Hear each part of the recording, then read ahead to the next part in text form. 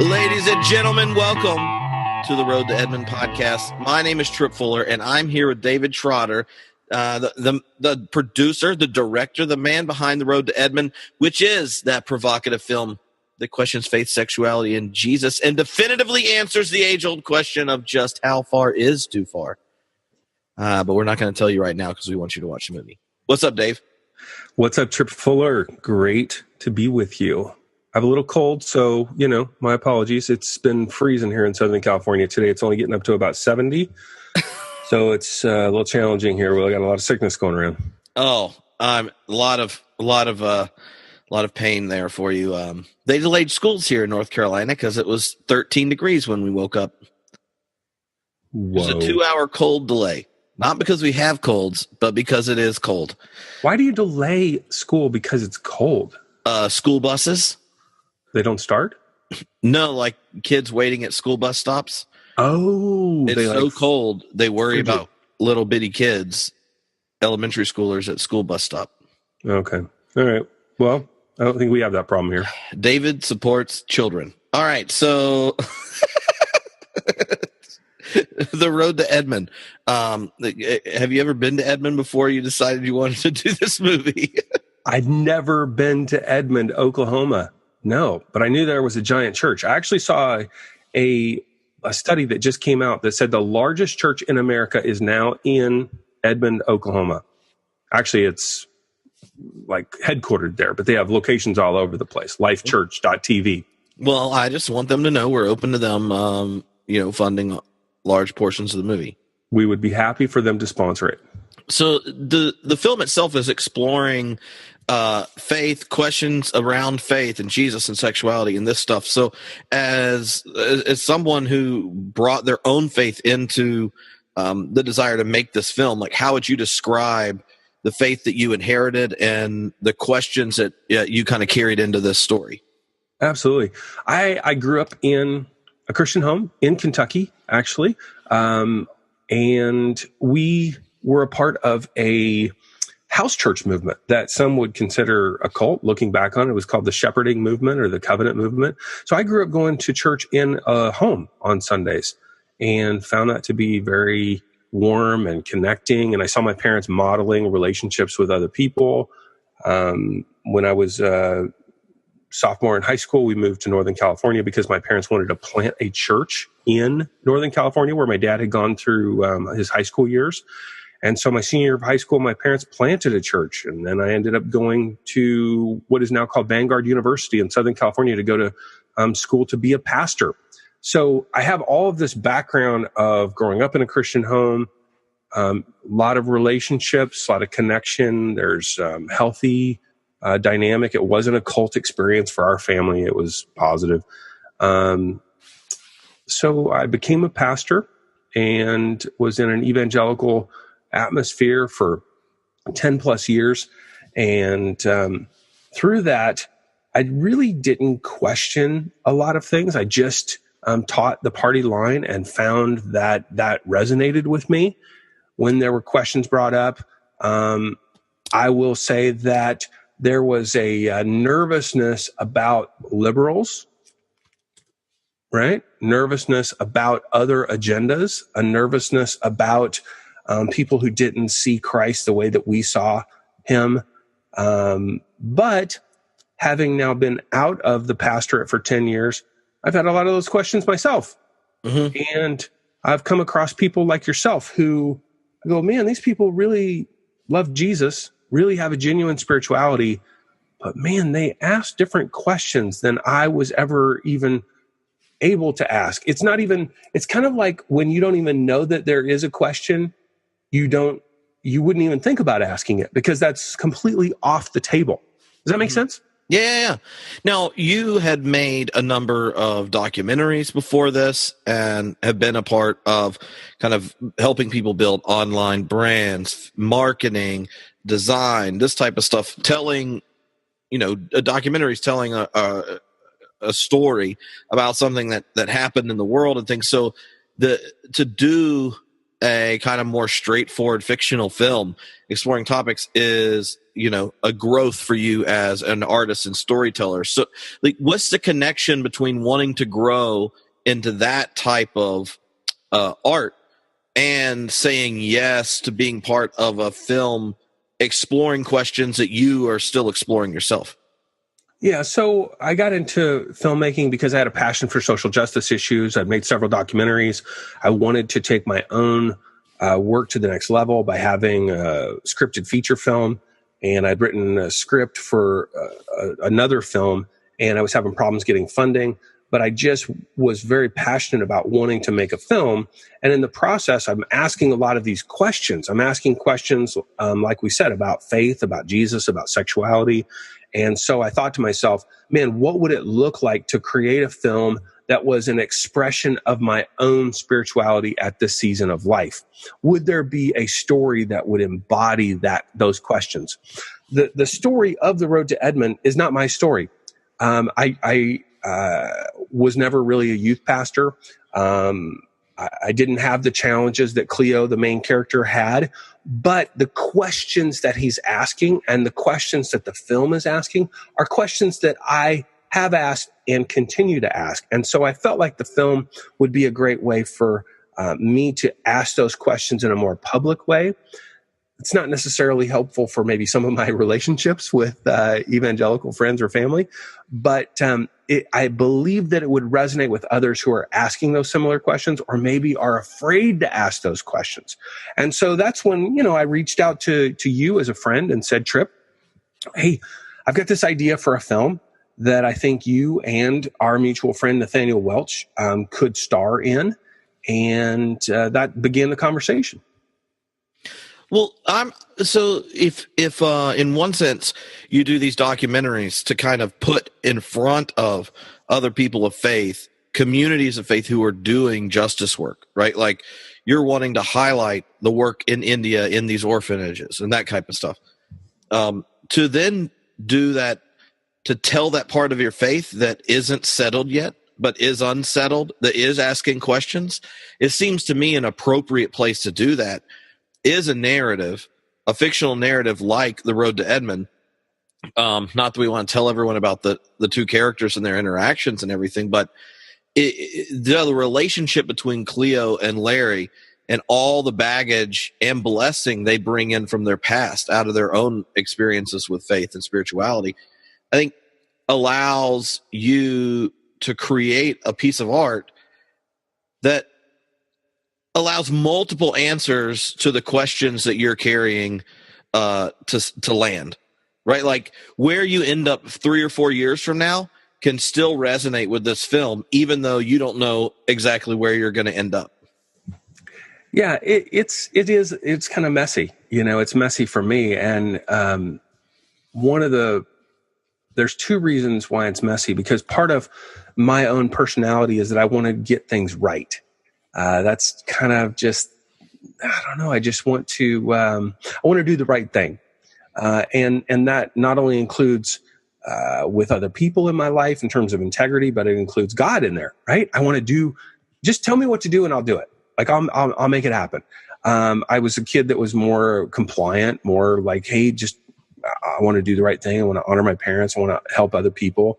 And so that also bleeds over obviously into spirituality and faith.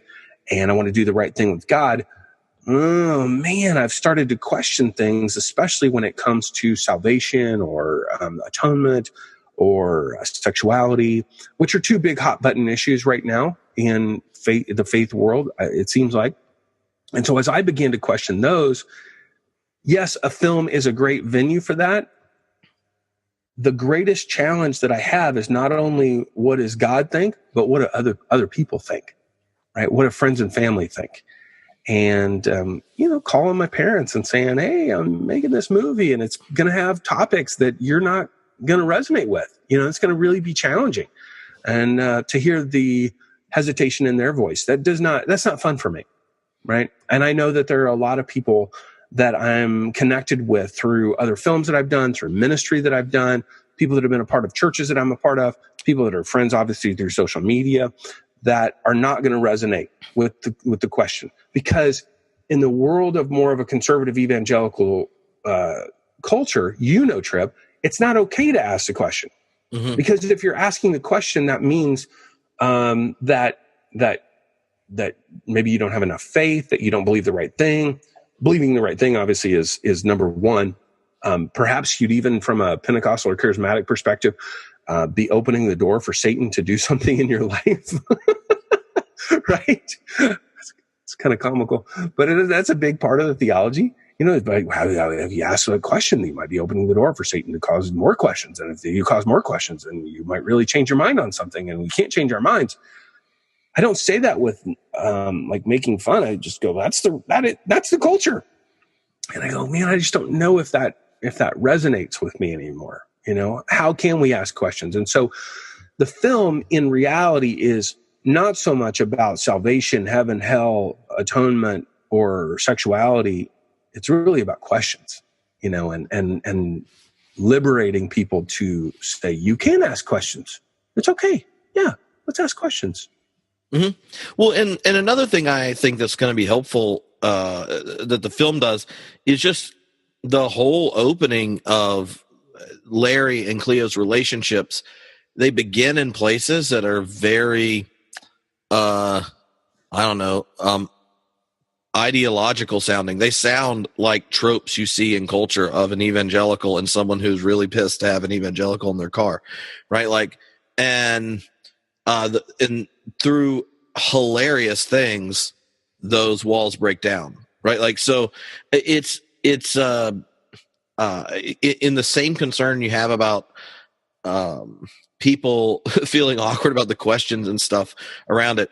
There'll also be moments, if you're sitting with a group of people, where you probably have to look sideways to see if you're allowed to really laugh out loud about something that is very much funny. And humor is a very disarming thing. So, like, in choosing to explore these very serious questions in a film with such outrageous level of humor and jokes, even about sacred things, like what were you hoping to get with that? Well, part of it's my own humor, that I like slapstick, and I like things that are a little on the edge, and I find that pushing the envelope is, it's fun. As my wife rolls her eyes and says, why do you have to do this? Please just stop. She likes to kind of be more straight and narrow and make sure everybody's happy. I like to make people laugh. I like to push the envelope. And I think that causing people to talk about the issues is really the number one goal. Beyond entertaining, it has to be an entertaining film, of course. Mm-hmm. But to have people just talking and creating some controversy causes people to talk. And that's fun for me, I like to create a little controversy. I like to get people talking. And these are issues that are super important to our culture and to life right now. And so I think that's really the goal. Get people to ask questions and get people to talk.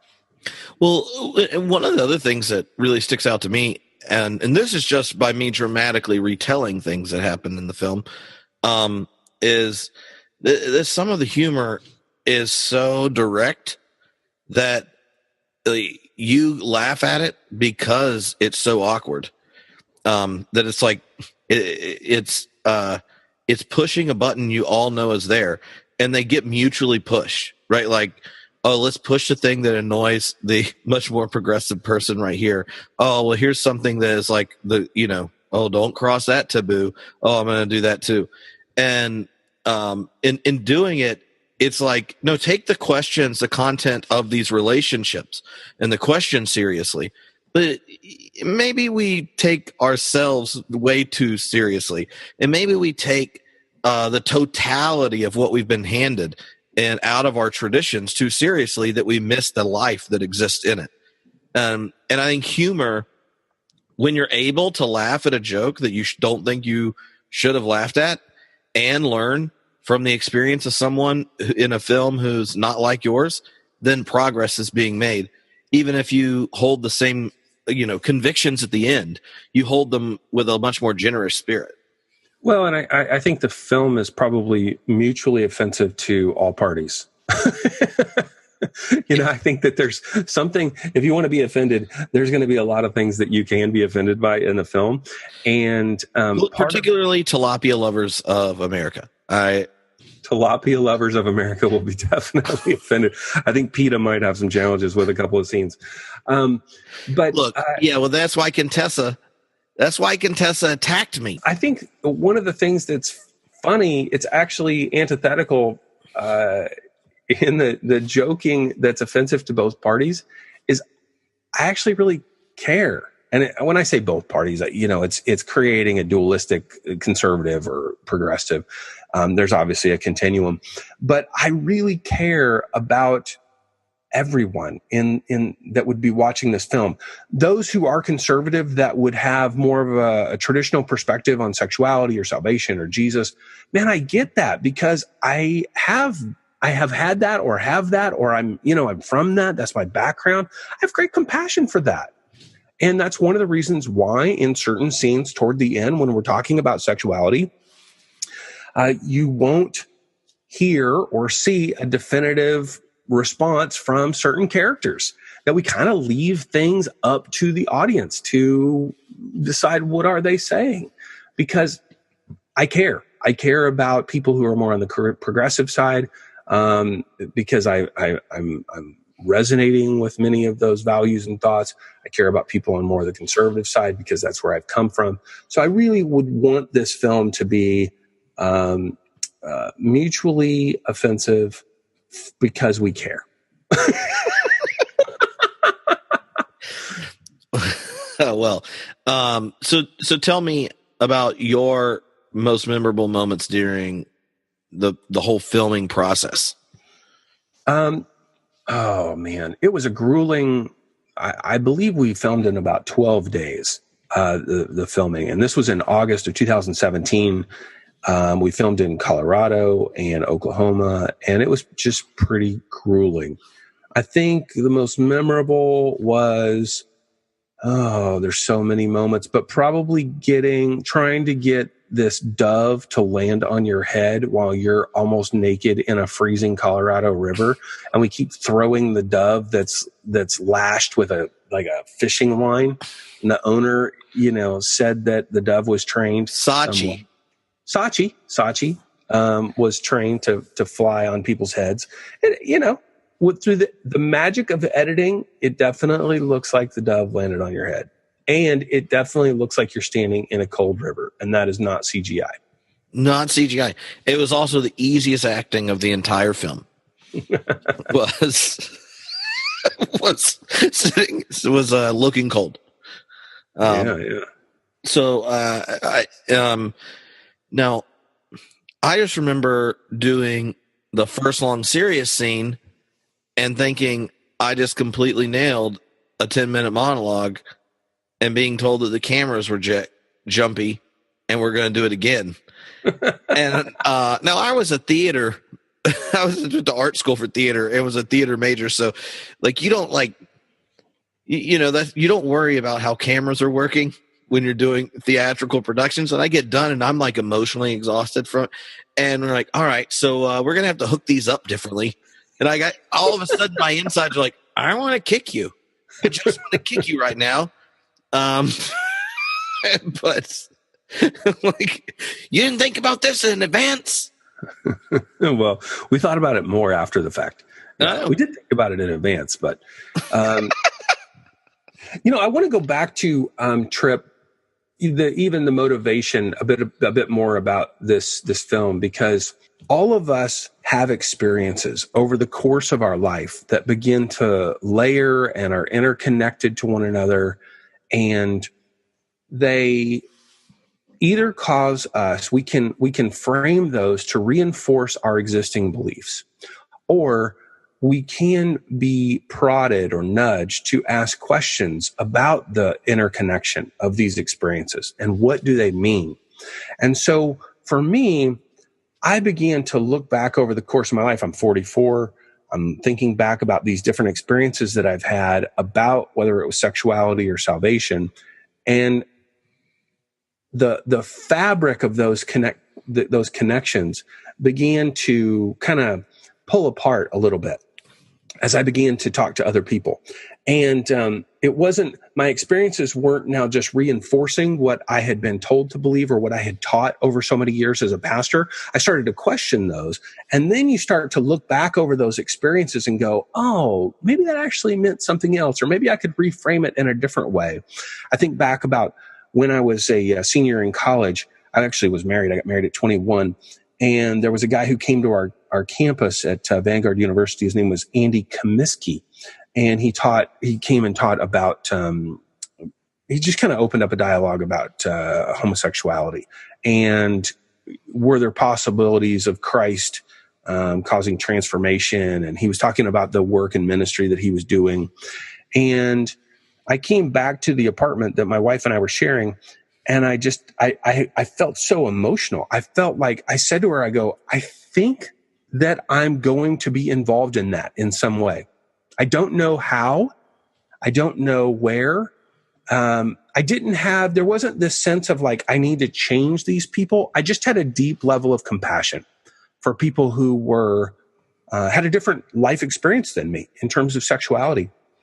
And even over the course of years after that, I laughingly would tell my wife, I go, man, I just find that all the things that are stereotypically connected to a gay male, I really resonate with all those things. I think I might be gay, except I'm not attracted to guys. Do I have to be attracted to guys to be gay? She, of course, rolled her eyes and laughed. But it was part of that process of me honestly exploring what I'm thinking and feeling. And then as I became a pastor and people would reach out to our church, I was an associate pastor at a church here in Southern California called Rock Harbor, planted a church in Long Beach called Revolution. People would contact me and say, hey, I'm a gay Christian. Can I come? Yes, you can come. Glad to have you. The next question, Trip. What do you think what's the next question that was emailed? Well, can I be in leadership in any way? Can I sing in the worship team? Will you do my wedding? And do you believe that being gay is a sin? Right? And so I was taught and used for 10 years the line, we believe that God created man and woman to be with one another, and that marriage is designed to be between a man and woman in a monogamous relationship, and anything outside of that would be seen as less than God's best. Right? And so then I never hear from those individuals. It's gone. And as I began to have relationship with people who would identify themselves as being gay or in a gay relationship, had a lot of my kids' classmates' parents, right? Almost every year there would be two moms or two dads. And I began to research the issue. And man, Trip, I mean, a lot of questions, bro. A lot of questions. Like, did you grow up in a home where those questions were present, or is that something that was just like, tell me about your own experience with that issue? I would say, I was a church planter's kid, but issues of sexuality and inclusion, the church was more progressive than other places around me. So, if you are a preacher's kid and a church planter's kid, then the church has a large ethos that your family creates, right? Like, yes, you always go to a church that would hire your parents, and right. Then when you start a church, you aren't inheriting a whole bunch of other stuff. You're creating something you would want to go to yourself. Yeah. So, I mean, my dad and mom, I guess, came to more progressive conclusions later than I did, but I didn't know they had more conservative ones because I just assumed everything they said when church planting was true. Like, yeah, our job is to create a community of faith that affirms all God sees in you and challenges you to take the next step in your own spiritual journey. And none of that is like, well, unless you're gay, then we actually know what the next step is for you, and that's getting straight. The whole thing is kind of like, we love each other in a community of grace. We read the Bible and want to do what Jesus said. So we're like, Like none of that has anything to do with your private parts. The other part was my dad started the Baptist AIDS Partnership in North Carolina, which was like a twice a year camping retreat for people with HIV AIDS and their caretakers. And I early on would go do music at it. Wow. and go to it. So like that was the context I met my first transvestite or cross-dressers or people with HIV AIDS from that either just come out of prison populations to bisexuals that are caretaking for a family that has AIDS because they can't get jobs elsewhere. And you hear tons of horrible experiences with the church there. Right. But this was like also a church funded experience in a sense. Like this was their retreat just to sing worship songs and care for each other. And there was education for caretakers and helping people know what's available through the state, through their insurance, so everyone can have the highest quality of life, and how to connect them with faith communities that won't judge them in the parts of the state they live in, that kind of thing. So I guess between that and going to an art magnet school, unlike many in the South, I always had gay friends, and plenty of them were better humans than me. And so you were immersed already in this inclusive atmosphere in large part, and it sounds like you didn't even know that there was another option. Yeah, when I went to college, I found out that there were Baptists that didn't have women preachers or gay people in their worship teams. And I was like, really? Because I just assumed, you assume as a kid that it's like the most of the world's like the world you're in. So I found out that a lot of the jokes and stuff on TV had a lot more behind it than, TV preachers are ridiculous. But I didn't know that they actually represented such a large portion of just Southern American religion. So Sure. Yeah. So for me, I probably had the opposite experience where I did not hear my parents or others saying that it was wrong necessarily. Maybe it would come up here and there. It was just assumed, there was just a culture of an assumption, and maybe there was jokes, about other kids being effeminate or whatever. We played a game on the playground called Smear the Queer, where it was somebody had a old milk carton or something, and you're running around and you tackle them. We didn't even know what the name queer was. I remember sitting at the dining room table trying to do a math problem or something as a elementary school kid and having problems with it or doing something. And I said to myself, God, I'm such a queer. And my mom, I remember her face, her eyes opening wide. David, do you know what that means? Not really. And she's like, well, that's someone who wears clothes of the opposite sex. And I just, how some memories just get locked in there. If I brought that up to her, she would never remember that moment, I'm sure. And I thought, oh, okay, I probably don't want to be that. All right. She says, yeah, you probably don't want to call yourself a queer anymore. I'm like, oh, okay. I picked up on early on, though, wow, this is unnatural. This is not appropriate. People in San Francisco, they do this kind of thing. But when I started to get to know people who were, as you said, good human beings, people that loved Jesus, loved one another, parents of my kids' classmates, and I began to see people wanting to follow Christ, and I began to do research on other perspectives theologically. It really caused me a lot of grief. And so several years ago, I told my wife, I feel like I have to take this off the table. I feel like I have to say, I just don't know. And I'm not a pastor at the time, right? So I don't have to make some conclusive decision up front, which is nice. But by taking it off the table and saying, I'm just not sure, it created a freedom for me just to be with people and love them. And that's all that mattered. You know, it wasn't like I had to say something definitively one way or another. Now, I have found from progressive friends that by not saying that I affirm or am for someone, that can be offensive. And so I don't want to be offensive, but because I don't know, man. I'm in that process of going, I just love people, I just love people. And then I began to wrestle with issues of salvation as well.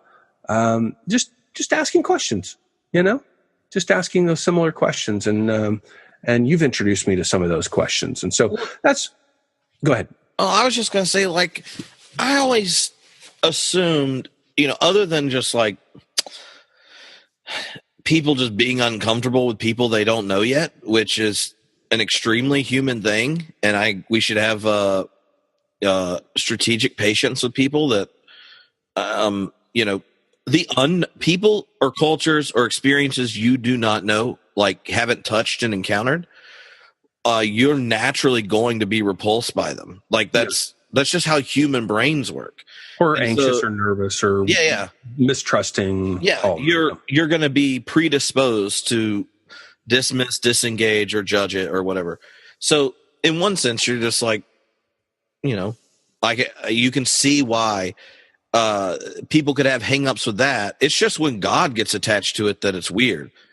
I think it's odd when I find out from friends that are missionaries in other cultures that they have like polygamous relationships in tribes, and those tribe people quote more Bible passages about polygamous members in Scripture. And I'm like, yeah, but still, it just seems like a bad idea. It just seems like a bad idea. I can't get agreement on a family budget with one wife. The idea that you're going to have five, and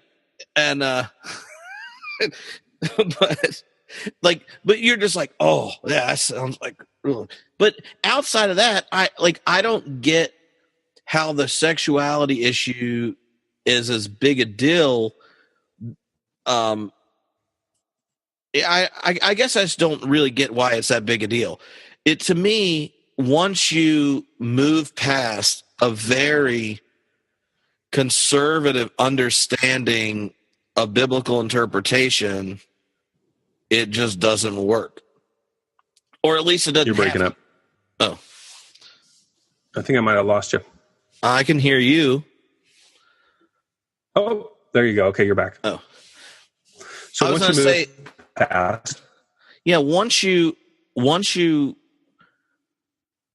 I don't understand why sexuality is as big a deal as it is unless it's attached to a biblical understanding of biblical authority that's just not universally implemented around Scripture.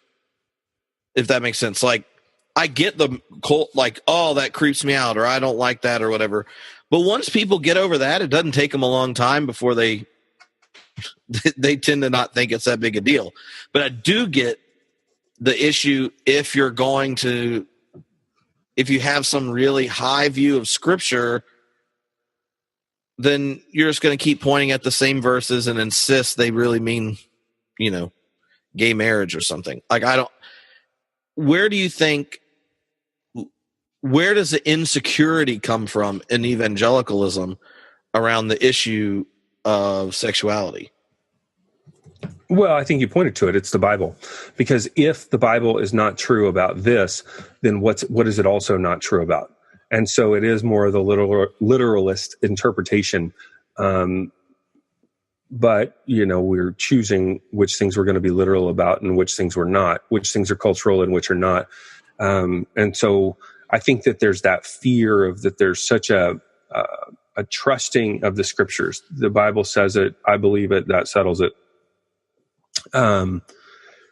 That's more of a black and white perspective that creates security. I recently did a documentary on a church here in Southern California called Set Free. It was started in 1982 by a gentleman named Pastor Phil Aguilar.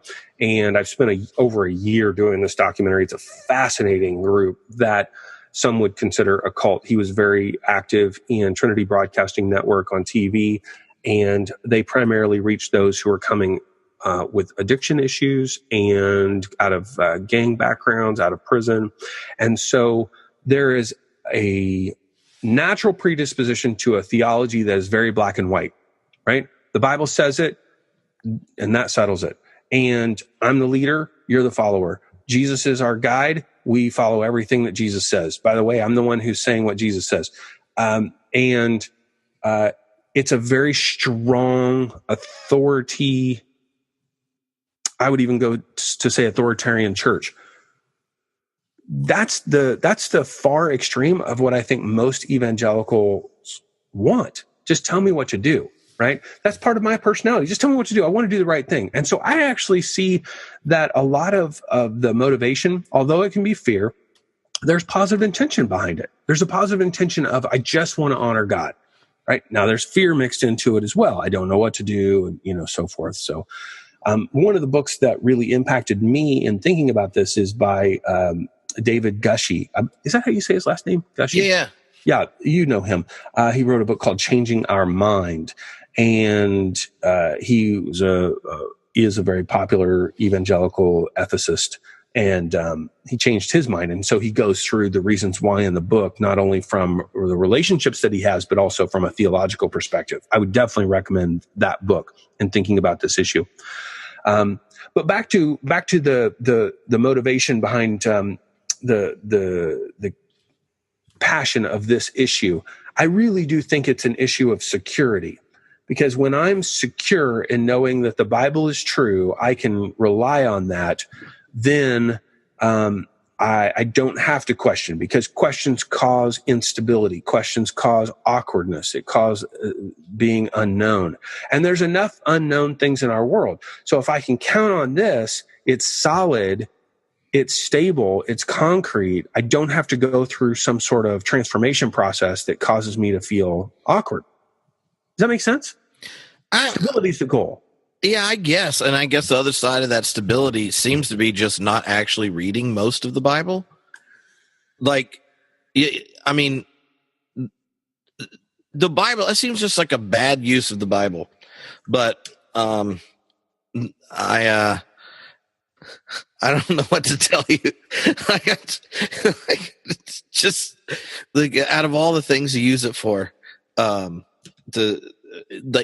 in the gospel that you're supposed to be secure because God has said who you are, and not because you find like you can footnote random things to your beliefs. Like the most true thing about you is what God has said about you. And you're my beloved. I get that. That's just Protestantism. So I don't like. I feel like from a psychological perspective or sociological perspective that it's back to what makes me comfortable. It's back to stability. It's back to I'm in, you're out, right? I'm in, you're out means that I have stability. Like I know where I stand. That's my identity, is found in being in. Well, yeah, I'm just not sure that the gospel is something that gives you an identity that is only verified by saying to other people you're out. You're out. Yeah. Yeah, I believe the right thing. Yeah. And that's why we question this in the film. That's why part of the film, the storyline, is the questioning of, is this really God's heart? Now, one of the biggest challenges that I think people will have with the film, beyond some of the humor, is the fact that the film is not apologetic for anything. A film can't be an apologetic, and a film is a story. And so it's not like you can unpack certain scriptures. It's not like somebody from a conservative perspective is going to go, yeah, but you didn't say why he changed his mind. You didn't say how he came to a theological perspective on why he changed his mind, right? We can't do that. Can't be an apologetic. It's a story. And so people have to know that going into it. It's designed to inspire. It's designed to challenge. It's designed to give people the ability to question. But here's the thing. I bet, let's say that there was a postlude, and there's a video of Cleo, the main character, talking to his people from church after the end of this story.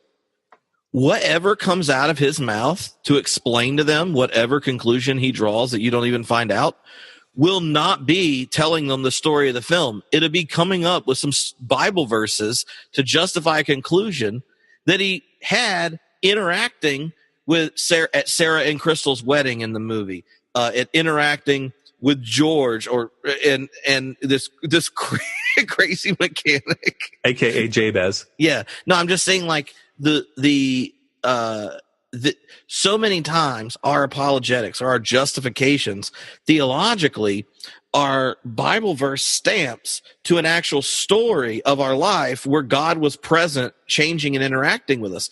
And so in some sense, I think the audience for an apologist are people that agree with them, that are insecure about their beliefs, and they're building them up to make them feel good that they can keep believing the same things and not ask questions. So, and become more articulate in articulating the same belief. No, I agree. And that's one of the things that David Gushee points out in Changing Our Mind, is that he's never seen someone change their mind on the issue of homosexuality based on theological exploration. It's always begun with and significantly been driven with out of relationship. That it's by seeing and encountering someone who loves Jesus, who wants to follow Jesus, and has always felt this way, had an experience of being this way, being attracted to certain, it's always rooted in that relationship. And that's what causes the questioning. I'm sitting across the table after church with a woman, and how she's wrestled with these issues, and how the Gay Christian Network has helped her come to conclusions about how she's felt her whole life. I can't deny her story. There's no Bible passage that would help me deny her story. There's just no way. Well, and I just want you to notice, this isn't like prescriptive relativism. This is what Jesus did with two people that asked him theological questions, right? Like, he didn't answer them. He was like, go and do this, or let me tell you a story about this. Like, what he does is turn people back to the lived reality of their lives in their world, and then ask them to think theologically about the world as it is, not in the abstract. So who's your neighbor? Let me tell you this story. Or what must I do to inherit eternal life? Sell all you have, give it to the poor. Like, his own mode of answering theological questions is to put you in a situation where fidelity to God is connected to care for the other, whoever your other is. And it's in that crucible that discipleship and theological reflection happens. Well, around some issues, the church comes up with justifications for never putting themselves in those situations, or imagining that they can answer them in the abstract. Like a text that comes out of Israel's own experience with God in the past is the best way to understand what to do with the married gay couple the next door. Like, that was just not who Moses was rolling with. That was not a live option. And then, like, the idea that those texts are immediately transferable to neighbors that are good neighbors, and you're called to love your neighbor, seems it just seems problematic. And so I think there is that sense we need to recognize that a lot of times our theological justifications come out of theological reflection on our actual lived experience in our life and people. And it shouldn't be odd that the growing wideness of God's mercy and the diversity of who God is continues to be expressed in all the people that bear the image of God in the world. Like, that's how God rolls. It's not it's not a perverse way of thinking and reflecting. It's kind of constitutive to the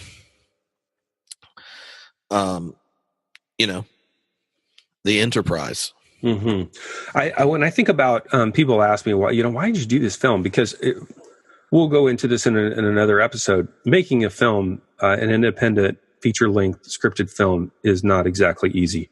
It's brutal. It is so much work and so much energy and time and money and so forth. I think about three reasons. One, I think, hey, I'm just growing as an artist. I'm wanting to do a scripted feature film. Two, the reason why I choose this path is because I want to inspire people to ask questions that I'm asking and feel the freedom to ask those questions. That this really is a spiritual gift that I feel like I'm giving to the world. Number three, the thing we haven't talked about is that there are so many pastors that I come across, evangelical pastors, my friends, that are asking these questions, but they can't ask them publicly. because they have golden handcuffs. They're tied to the pulpit. They have to say the right thing in order for the board to be happy, for the money to continue to flow, and the butts to continue to show up in the seats. And that if they begin to question some of these things, those golden handcuffs could be broken.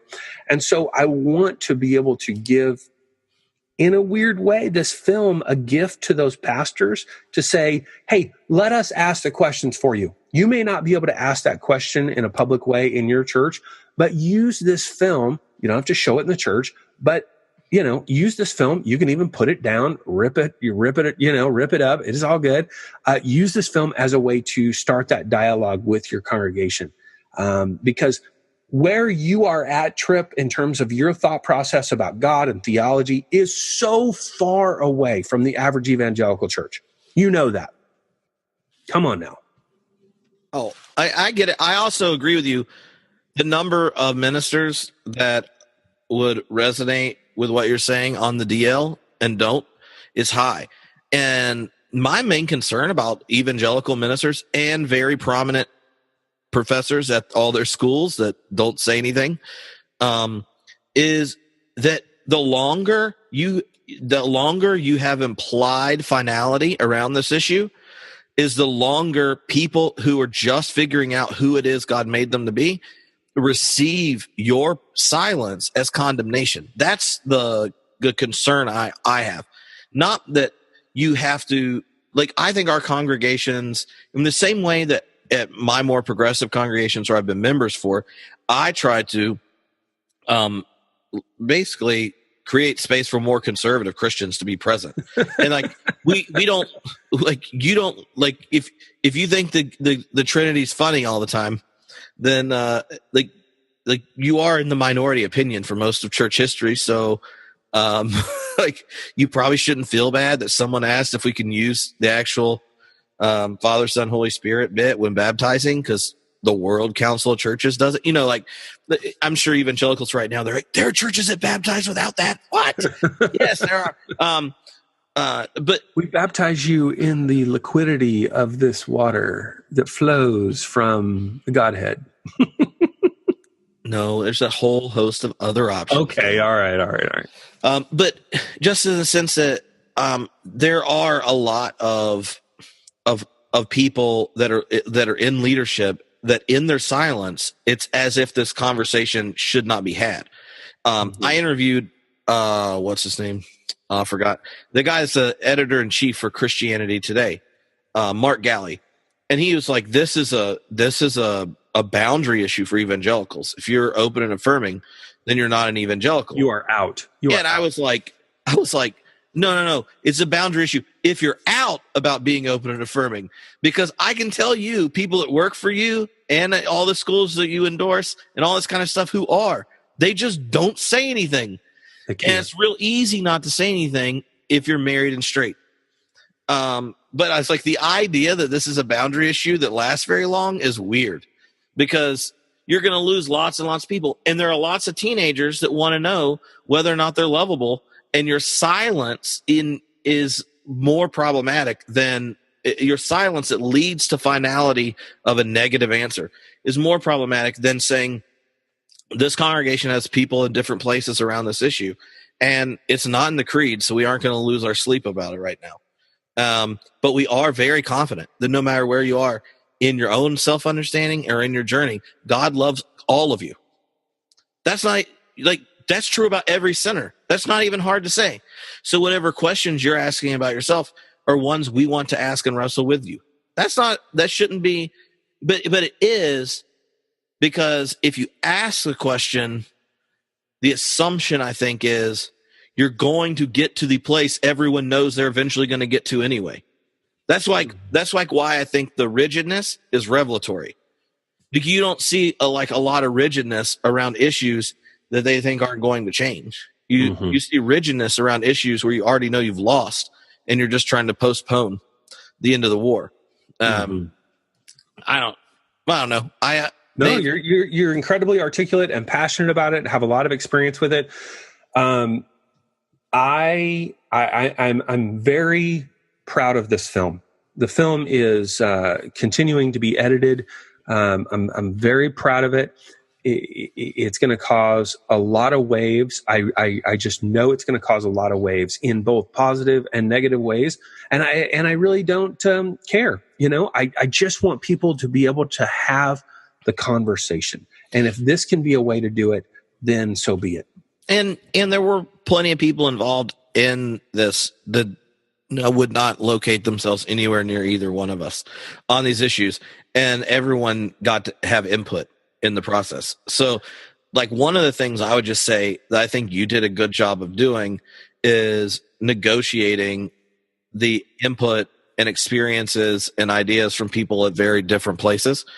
My natural experience as a more progressive person is that every time I'm involved in ecumenical things or a diverse conversation of viewpoints, basically what it means is we all have to capitulate to what conservative people do because they are unable to actually hang out with progressive Christians who voice their convictions. And that wasn't the case. So, like in the podcast, when you meet more conservative Christians who are part of the process of making the film, they all were themselves the whole time, and we were, and it was fun. And you made new friends. So, maybe filmmaking, forcing people to make films together is a new bridge building opportunity. Yeah, so I think you did a good job of actually allowing everybody that was a part of it into just speaking into the film process, to the story, to the lines, how they're delivered, how you nuance the different characters and their change and growth. So one of the things people I think will discover in listening to the interviews with different people who are part of it is that it really was a collaborative effort from people, who are in very different congregations on Sundays. Yeah. Each one of the people that you're going to hear during the podcast are obviously cast and crew. They all have different perspectives. They're all along a different theological place in the theological continuum. And I really care about each one of them. When different people would bring up issues that were maybe more conservative or more progressive, it's like, okay, how do we deal with that? How do we talk about that? How do we make this film in a way that entertains? Number one, it's got to entertain. Number two, questions. Number three, honors different perspectives. And I really do. It's kind of funny to say it that there was like it's mutually offensive to all sides. And I think that's just because we're trying to involve everyone in the conversation and have fun with it. There's even a part that I've been editing recently where Jabez is loading Cleo into the van with you after a little night of fun. And you are winded because you're trying to carry Cleo. And Jabez says, "What's wrong with you? Is your mangina hurting you?"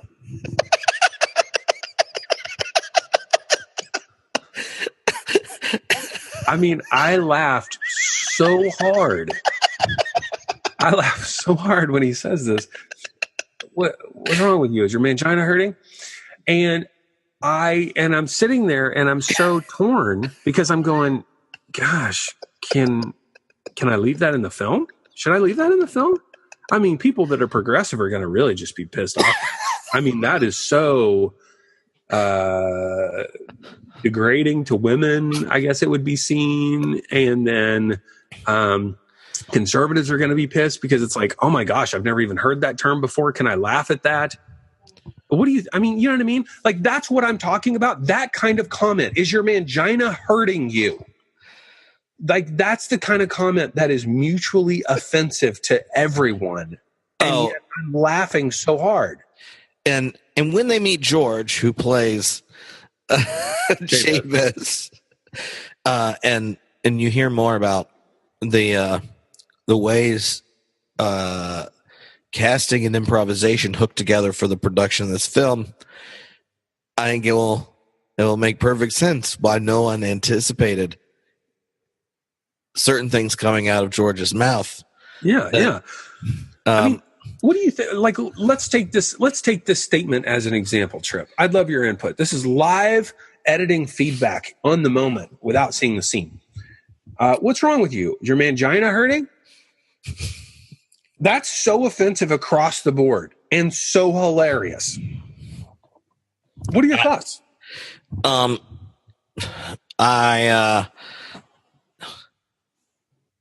don't know. Like, it's nothing I would say. Well, I say things in the film I wouldn't say, but it is a. But that's the character, right? That's the thing that I wrestle with as a filmmaker. Is I go, no, that's the character. That's not the film is saying that. Yeah. No, Jabez would definitely see. One of the things I think that the nature of the nature of comedy works is interesting because, in some sense, this film is talking about real issues and has real characters, and the peculiar parts of each person's story and background shape so much of what goes on. And it's also really funny. And people see humor to have been strategic in a way that that I think people, once it hits someone's radar, right, that this is making fun of this or this, then they take it as the voice of the film, right, doing it, right, as opposed to a character saying it. Right. Well, don't you think though that that's more of a somebody who's got a chip on their shoulder, somebody who's got a problem, somebody who's got a challenge? So, like, let's just say it's a conservative. In this case, probably some sort of Christian, either really conservative or really progressive, and it would say, well, the film can't say, I can't use that. It's like, well, wait, how many films do you watch that have some sort of negative, perspective or treatment of another individual? That's just a character. That's part of the storyline. It's not saying that the film agrees with how that's happening. It's not because I watch Rambo, which I recently watched again, that I agree with killing all these people. It's just part of the story. Right? Is your vagina hurting right now, Trip? Oh, it's something. I've never said that to another human being. I probably never will again. It's really funny. It is offensive to all sides, and that could be the tagline for the road to Edmond: mutually offensive to everyone who sees it. What's funny is if you asked George, he'd be like, "Well, why is that so offensive?" Yeah, why is that offensive? Would I hurt? Is your mangina's feeling hurt? Like, that's what he would say, right? So anyway, you're going to learn a lot more about how the film is made. And part of the whole reason why we're having this podcast is so that you can go along on the journey of how we are making and putting out into this world this independent film that is spurring on questions. We really want to hear from you. I mean, leave feedback, leave comments, leave reviews. We'd love it. Follow us on Facebook, Twitter, Instagram. We would love for you to sign up for our email list. That's how you're going to be able to watch the trailer for the very first time. We are excited to be able to put that out in the world. And the goal, Trip, is to have 15 pre-release screens in the United States right after Easter. April, May, June, that time of the year, 2018, 10 to 15 screenings around the United States. Are you excited about that? I support said screenings. I anticipate at least 3 of them having someone that asks a question about why you left the line mangina in the film. And I'm looking forward to handing the microphone to you and being like, that's a great question. I didn't edit. So David will talk about that. Oh man. Well, we're very excited about this film. And we would love your support. Bottom line is that if you love independent film, if you are someone who has faith as part of your background, and either you've been hurt by the church, helped by the church, no matter where you're at on this journey of faith, we'd love your support in us putting out this film, because it's all about creating an environment where people can ask questions and be in conversation about faith. Oh, yeah. So until next time, follow us on the road to Edmond.